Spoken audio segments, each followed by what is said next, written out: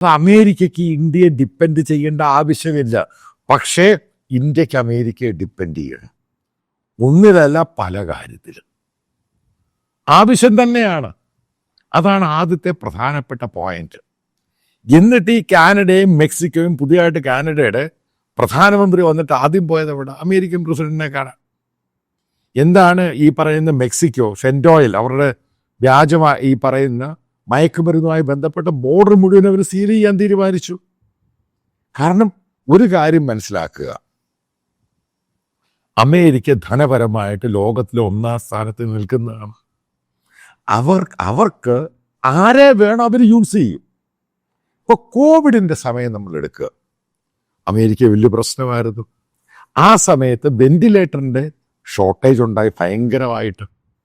അതായത് ചൈനയിൽ നിന്ന് ഈ സാധനം വരുന്നത്.